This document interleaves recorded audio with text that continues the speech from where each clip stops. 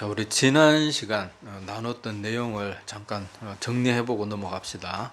자, 우리 지난 시간에는 베드로가 하나님께서 보낸 천사의 손을 통해서 그렇게 삼엄하게 이렇게 감시를 당하고 있었던 감옥을 아무런 방해도 받지 않고 그렇게 나온 그 내용을 우리가 살펴봤습니다. 그래서 우리 이렇게 광명한 천사가 와서 베드로를 깨우는데, 또 그럼에도 불구하고 로마 병사들은 깊은 잠에 빠져 있는 그런 모습들을 볼 수 있는데, 우리도 주님께서 언제 다시 오실지 모르지만 그때 우리가 하나님께로부터 깨움을 받는 자들이 되고 또 깨어 있는 자가 되어야지, 깊은 잠에 빠져 있는, 저렇게 광명한 빛이 나도 아무것도 모르고 그렇게 잠들어 있는 그런 모습이 되어서는 안 된다. 자, 그것도 우리가 살펴보았고, 또 베드로를 천사가 그렇게 철문, 그러니까 감옥에 그 두터운 철문까지 막 굳게 잠겨 있었을 텐데, 그 철문까지도 아무렇지도 않게 그렇게 열어주고 나서는 베드로가 밖에 딱 나오니까 어떻게 합니까? 천사들은 떠나버리잖아요. 자, 그 이야기를 우리가 나누면서, 우리 출애굽 당시 이스라엘 백성들도 광야에서 도저히 먹을 것을 구할 수 없을 때는 하나님께서 만나도 내리시고 메추라기도 보내주고 또 반석에서 물도 터지게 하셔가지고 그렇게 먹이셨지만은, 그 우리 성경 기록 지난번에 찾아봤잖아요. 딱 가나안 땅에 들어가서 거기에 첫 소출을 먹자마자 어떻게 됐어요? 만나가 다시는 그렇게 나타나지 않았다. 자, 그 얘기를 보면서, 자, 하나님께서 우리가 할 수 없을 때는 하나님이 친히 역사하고 개입하시지만은 우리가 충분히 할 수 있는 것들은 우리에게 맡기셨다는 걸 꼭 기억해야 됩니다.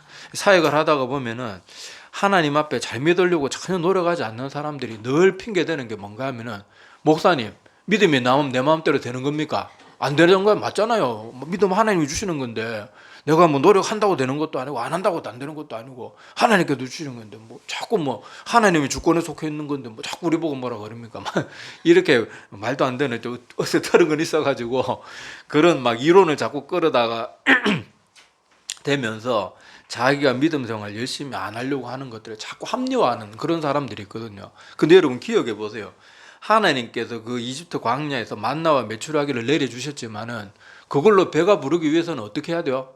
가만히 누워 있으면은 막 만나가 하늘에서 내리다가 컵으로 막 꺾어가지고 천막 속으로 들어와서 내 입으로 쏙 들어옵니까? 아니잖아요. 어떻게 해야 돼요? 나가서 만나를 걷어들여야 돼요. 그래서 성경 기를 보면 어떤 사람은 빻아 먹기도 하고 뭐 볶아 먹기도 하고 하는데 만나는 내려주시지만은 그걸 먹는 건 누가 합니까? 걷어들이고 먹는 건 자기가 해야 되는 거예요. 성경 어디에 하는, 성경에 보면 사람들이 자꾸 신학 이론을 가지고 자꾸 들이미는데, 우리는 하나님의 말씀에만 집중하면 되지. 신학은 그냥 성경을 깊이 이 안에 도움을 주는 도구지, 신학이 믿음이 아니에요. 그런데 성경에 보면은 하나님께서 그래, 믿음은 니들 힘으로 되는 게 아니니까 너희들은 가만히 뭐 잘 믿든지 못 믿든지 뭐 어차피 내가 원하는 대로 될 테니까 너희들은 그냥 두 발 뻗고 뭐 하고 싶은 건 다 하고 대충 살아라. 그렇게 하나님이 한 번도 말씀하시지 않잖아요. 어떻게 해요? 계속 너희는 마음을 다하고 뜻을 다해야 된다. 항상 내게 와서 부르짖어라. 말씀을 늘 가까이 해라. 늘 기도해라. 계속 성경 하나님께서 그렇게 가르치지, 내가 믿음은 너에게 속한 게 아니고 내가 알아서 하는 거니까 너희는 그냥 가만히만 벌리고 있어라. 성경 어디에도 그런 가르침은 없습니다. 자꾸 신학 가지고 자기의 영적인 나태함이나 게으름을 제발 좀 합리화하지 마세요. 믿고자 하는 사람이 믿고, 뭐 천국은 두드리는 사람에게 열리는 것이지, 아이고 천국은 하나님 열어주셔야 들어가죠. 그리고 난 지옥 가도 모릅니다. 그건 뭐 내 뜻도 아니고 하나님께서 하시는 건데 뭐 제가 할 수 있는 게 뭐가 있겠습니까? 뭐 지옥 가면 하나님 뜻이고 뭐 천국 가는 거 하나님 뜻이고. 여러분 지옥에 1초라도 갔다 오면 그런 말 하겠습니까? 막 손톱이 빠지라고 막 천국에 기어가려고 막. 여러분 제발, 여러분 사단이 주는 그 자꾸 신학이나 이런 노름에 빠져가지고 하나님께서 초등학생도 이해할 수 있도록 그렇게, 그것도 한두 번이 아니잖아요. 성경 전체에 그렇게 되풀이해서 그렇게 말해주는데 그런 건 하나도 기도 안 기울이고 자꾸 어디서도 주워들은 신학 몇 개 주워들어 뭐 그거 핑계 삼아가지고 자기가 하나님 앞에 바르게 살려고 애쓰고 믿음을 위해서 노력하고 그런 거 하나도 안 하는 걸 자꾸 핑계대는 건요, 내가 사단하고 동무하고 있는 것밖에 안 됩니다. 제발 어리석음에서 벗어나세요. 성경은 처음부터 끝까지 말합니다. 너희가 하나님을 만나고 싶고 구원받고 싶으면 너희가 부지런히 두드리고 하나님 앞에 구하라. 그래 찾는 자에게 준다 그랬지. 너 찾지 않아도 내가 알아서 줄게. 그럼 우리가 말을 걸을 필요가 뭐 있겠어요. 뭐 하나님께서 뭐하러 복 있는 사람은 주야로 율법에 하나님 율법을 묵상하는 자다 이런 말을 뭐하러 기록에 남겨놓겠냐고요. 내가 다 알아서 할 텐데. 그러니까 제발 착각에 빠지지 말고 신학 속에 사단이 굉장히 장난질을 잘해요. 구원론, 예정론 뭐 이런 거 통해 가지고 자꾸 사람들 영혼을 노략질 하는데 신학은 하나님의 말씀이나 어떤 체계를 잡아 나가는 그냥 말 그대로 신학이에요. 그냥 학문이에요, 학문. 그거는 하나님의 가르침을 받아들이는데 우리가 잘못된 해석이나 이런 걸 하지 않도록 어떻게 이 방향 뭐 이정표 같이 그런 걸 제시해 주는 거지 신학 자체가 하나님의 말씀은 아니라니까요. 자꾸 신학 들이밀면서 자기의 영적인 나태함을 절대로 합리화하지 말기를 바랍니다. 그래서 하나님께서 베드로를 천사를 통해서 딱 철문밖까지 딱 내보내주고 난 다음에는 나머지는 베드로가 알아서 하도록 했어요. 자, 그 베드로가 이제 옥문에 나와서 이제 정신이 듭니다. 자, 11절에 보면 이에 베드로가 정신이 들어. 자, 천사가 옆구리 쳐서 깨워가지고 너 신발 신어라, 옷 입어라, 겉옷 입어라. 뭐 그러니까 막 쇠사슬 덕덕 풀리고 그 두꺼운 철문도 열리고 그때까지만 해도 베드로가 어떻게 생각했다고 나와요? 아, 이게 다 환상 보는 거냐? 꿈속인가 봐. 우리도 안 그렇겠으면 그런 뭐 신기한 일들이 일어나면 안 그렇겠어요. 근데 나와서 찬바람 쌩 부는 거 딱 느끼니까 이제 깨달은 거예요. 아, 이게 그냥 꿈이 아니고 진짜구나. 그래가지고 11절에 보면 베드로가 정신이 들어 이르되 내가 이제야 참으로 아이고 내가 진짜 주의 천사를 보았고 하나님께서 이렇게 인도해 주실 건 거를 내가 이제야 알았다 하면 정신을 차린 거예요. 자, 그래서 베드로가 딱 정신 차리자마자 어디로 달려가는가 하면은 12절에 보면 마가라 하는 요한의 어머니 마리아의 집에 갔다 그렇게 나오는데, 자, 여기가 어딘가 하면 우리 흔히 많이 들어본 마가의 다락방 많이 들어봤죠. 바로 거기입니다. 우리 초대교회 때부터 초대교회 성도들이 처음에 인원이 많지 않았잖아요. 뭐 기껏해야 뭐 백몇 명, 백몇십 명밖에 안 됐는데 물론 뭐 더 있었을지도 모르지만은 일단 성경에 기록된 그 기록들을 보면은 처음에는 굉장히 소수였어요. 자, 그래서 그 사람들이 이렇게 오순절 성령 강림 때도 그렇고 성경학자들의 뭐 추측에 의하면은 예수님의 최후의 만찬도 여기 이 마가의 다락방에서 이루어졌다고 하고, 또 모든 신학자들이나 뭐 이 성경을 연구하는 사람들이 이 예수님의 최후의 만찬, 오순절 성령 강림 이게 성경 기록에는 보면은 마가의 다락방이었다 이렇게 말하지는 않거든요. 그런데 모든 정황을 종합해 보면은 거의 맞아요. 물론 100%는 아닙니다. 그런데 초대교회 때 믿는 사람이 몇 명 되지 않았는데 매번 모였던 장소고 또 그 모이는 장소가 100명이 넘게 모일 수 있는 큰 다락방이 있는 곳은 그때 당시 그 몇 명이 안 되는 전부 대체로 가난한 사람들이 많았는데 이런 재력이나 집을 가지고 있었던 사람은 이 마가의 다락방밖에 없거든요. 근데 그리고 다락방도 자꾸 다락방 그러니까 우리는 다락방 걸으면 무슨 생각이에요? 어렸을 때 시골집 가면은 이 벽에 이렇게 조만한 쪽문 달렸는데 그 열면은 뭐 이렇게 뭐 잡동사나 갖다 놓고 그러는 게 아니고 유대 사회의 다락방은요 그냥 1층은 주거 공간이고 2층 그냥 뻥 뚫어가지고 그냥 이렇게 막 뭐랄까 해야 되나 막 큰 홀처럼 이렇게 손님 들어오면 접대하고 거기가 1층보다는 더 시원하니까 사람들 모여서 사랑방 역할도 하고 우리가 생각하는 다락방하고는 전혀 틀리고 탁 트인 2층 공간이라고 그렇게 생각하면 돼요. 물론 뭐 집마다 조금씩 다르기는 하겠지만은 우리가 생각하는 그 다락방 아닙니다. 그냥 2층 트인 공간이라고 생각하면 돼요. 자, 하여튼 이 마가의 다락방에서 항상 성도들이 일이 있을 때마다 여기서 기도했어요. 오순절 성령 강림 때도 거의 100% 뭐 100%까지는 아니겠지만은 뭐 하여튼 성경이 말하니까 모르겠지만은 한 90% 이상 하여튼 마가의 다락방 거의 분명합니다. 그때도 이 사람들이 여기서 모였고 지금 그 야고보가 순교당하고 베드로가 옥에 갇혔어 했을 때도 여기 오늘 읽지는 않았지만 우리 저번에 읽어본 5절 말씀 한번 보세요. 5절에 보면은 베드로는 옥에 갇혔고 교회는 그를 위하여 간절히 하나님께 기도하더라. 이때도 모이는 곳이 여기였어요. 그러니까 베드로도 제일 먼저 가야 될 곳으로 딱 떠올린 게 어디예요? 늘 성도들이 힘든 일이 있을 때마다 기도하던 그곳에 가면 100% 사람들이 있을 것이다. 그래가지고 마가의 다락방으로 그렇게 달려가게 됩니다. 자, 그래서 마가의 다락방에 도착을 해가지고 초대교회 성도들이 이런 여러 핍박을 받고 야고보 사도도 순교를 당하고 그랬으니까 얼마나 위험했습니까? 그래서 문을 잠궈놓고 있었던 것 같아요. 대문을 잠궈놓고 있었는데 베드로가 이제 문 앞에 도착해서 문을 두드렸겠죠. 잠겨 있으니까. 그래서 누구 안 계시오? 뭐 하여튼 뭐 불렀겠죠. 자, 부르니까 누가 나오는가 하면은 여기 이름도 기록이 되어 있습니다. 13절에 보면 베드로가 대문을 막 급하게 막 두드렸겠죠. 자, 두드리니까 로데라고 하는 여자의 꼬마애가 하나 나와서 그렇게 다른 어른들은 막 열심히 기도하고 있으니까 꼬마애가 이렇게 뛰쳐나왔던가 봐요. 그런데 베드로도 늘 여기 초대교회는 항상 이 마가의 다락방에 사람들이 늘 모여서 여기서 예배도 드리고 그랬던 것 같아요. 그러니까 이 로데도 단번에 베드로의 목소리만 듣고도 베드로라는 걸 알았는 거예요. 그런데 얼마나 그 마음이 기쁘고 놀라웠으면은 14절에 보면 베드로의 음성인 줄 알고 기뻐하며 문을 미처 열지 못하고, 그러니까 너무 막 반갑고 놀라워가지고 문은 열어주고 가야 되는데 일단 막 우리 애들 있잖아요. 애들이 뭐 이렇게 막 반가운 거나 뭐 있으면은 막 뭐 저거부터 해야 되는데 막 엄마 아빠부터 막 부르잖아요. 그런 식으로 반응을 했던 것 같아요. 그래 베드로 문도 안 열어주고 막 뛰쳐 들어가가지고 베드로가 왔어요. 저 문 밖에 있어요. 막 그러니까 자 반응이 너무 웃겨요. 15절에 보면 그들이 말하되 뭐래요? 네가 미쳤다. 야, 미쳤냐? 베드로가 갇혀가지고 그래 지금 기도하고 있는 거 안 보이나? 막 그러면서 너 지금 정신이 있나 없나? 베드로가 지금 옥에 갇혀가지고 얼마 전에 우리 야고보 사도도 그렇게 험한 꼴 당하고 베드로가 지금 옥에 갇혀가지고 우리가 지금 이렇게 죽기 살기로 기도하고 있는데 뭔 베드로가 막 문 앞에 있단 말이야? 막 그러면서 심지어 내가 미쳤다 막 이렇게까지 표현하면서 막 그렇게 하니까 여자아이는 분명히 자기가 베드로 목소리인 걸 알았거든요. 그래서 아이는 힘써 말하대. 막 어른들이 간다고 기죽는 게 아니에요. 맞다니까요. 막 그러면서 막 참말이라 하니, 자, 그러니까 어른들도 보니까 애 반응이 이게 그냥 하는 소리는 아닌 것 같거든요. 자, 그래서 아무리 귀를 기울여도 그래도 너무 말이 안 되는 것 같으니까 그러면 천사겠지.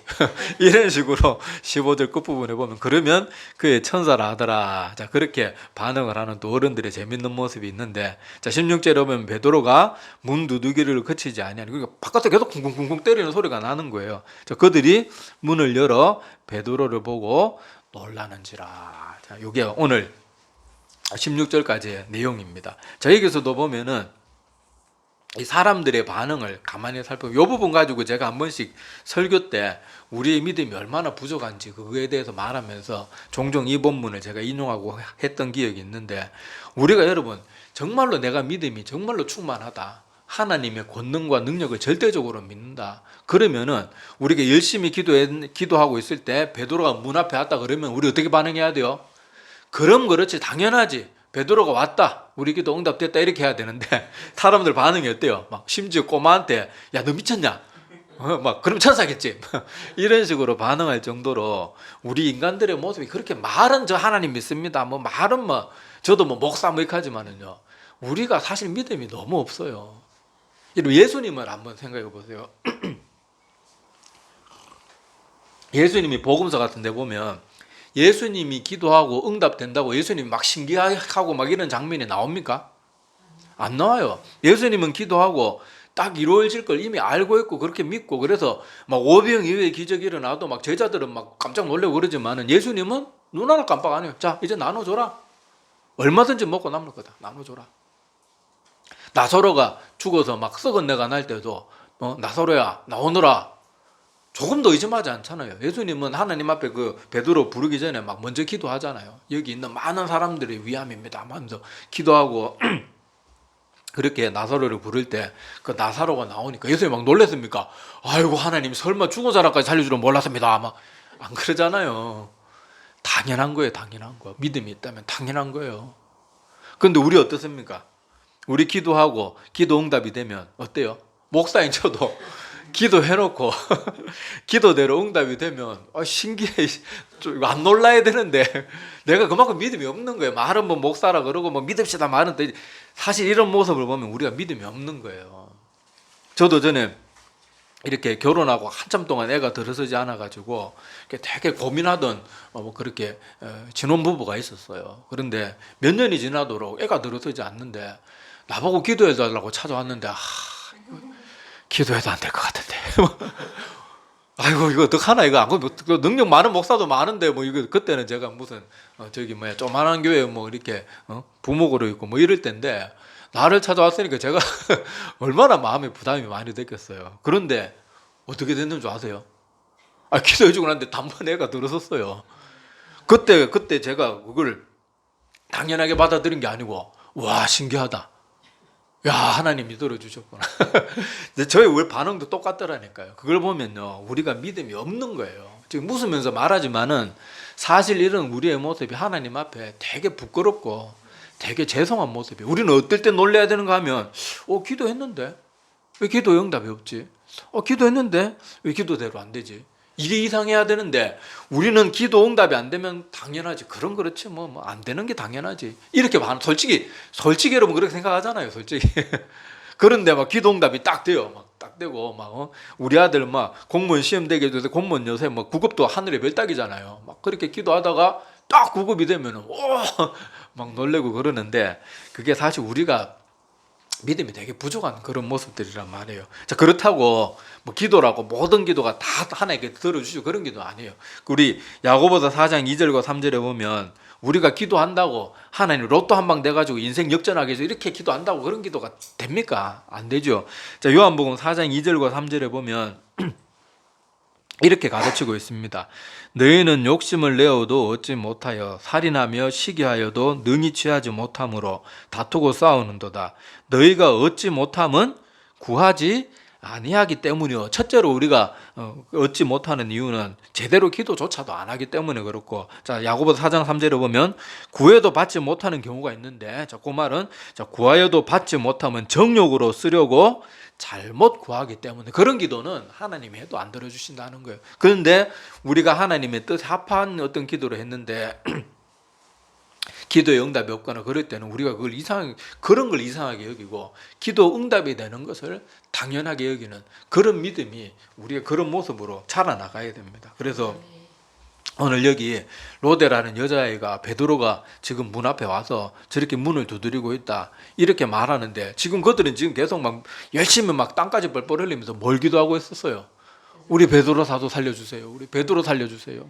베드로 여기 그 중에는 베드로 친구도 있었을 것이고 선후배도 있었고 하실 텐데, 아유 우리 베드로 형님, 베드로 동생 좀 제발 좀 살려주세요. 야고보가 저렇게 야고보는 뭐 기도할 틈도 없었거든요. 바로 그냥 죽었기 때문에 우리가 그때는 기도 못했지만 베드로는 꼭 살려주십시오. 기도했으면은 로데가 막 뛰어 들어와가지고 베드로가 문 밖에 그렇게 문을 두드리고 있어요. 그러면은 야 하나님이 역시 우리가 이렇게 열심히 기도하니까 들어주시는 거는 환하게 웃으면서 바로 나가서 문 열어줘야 되는데, 아니 이게 말싸움할 시간에 지금 밖에도 계속 사람이 문을 두드리고 있는데 너 미쳤나? 그러면 천사겠지 막 이러고 앉아 있는 거지. 우리 인간들의 참 연약하고 기도하면서도 사실은 그 믿음 앞에서는 좀 기도 안에서는 솔직히 약간의 불신의 모습들이 있는 우리 연약하고 나약한 그런 모습들을 볼 수가 있습니다. 그래서 우리는 자꾸 세월이 갈수록 우리가 정말로 내 육신의 정욕이나 어떤 악한 목적을 가지고 더럽고 추한 목적을 가지고 육신의 정욕을 가지고 기도한 거 아니고 정말 하나님의 뜻을 따라서 정말 하나님이 기뻐하실 만한 그런 기도를 우리도 드려야 되고, 또 그런 기도를 드렸을 때 응답이 되는 걸 당연하게 여기고 응답이 안 될 때 그때 또 우리를 점검해보는 그런 믿음이 돼야 될 줄 압니다. 자, 그래서 오늘 말씀 속에서는 우리가 항상 힘든 일이 있을 때마다 성도들이 했던 것은 기도의 모습이었어요. 기도. 베드로가 이렇게 옥에 갇혔을 때도 기도하고 오순절 성령 감림 때도 사람들이 모여가지고 기도를 하고 이렇게 늘 기도하는 모습을 가졌는데, 우리도 인생 가운데 어떤 일이 생기면 제일 먼저 해야 될 일이 기도부터 해야 됩니다. 기도부터 하고 하나님 앞에 간절히 구하고, 또 그리고 하나님께서 들어주실 것을 믿어야 돼요. 그 성경에도 보면 하나님께서 항상 사람이 하나님 앞에 뭘 구할 때는 어떤 마음 자세로 기도하라 그럽니까? 받은 줄로 알고 이미 받은 것처럼 마음에 믿고 구하라고 그렇게 가르치고 있잖아요. 주면 당연히 주면 좋고 안 줘도 그만이고 이런 식으로가 아니고 당연히 받은 것처럼. 물론 점검해 봐야 될 건 뭐예요?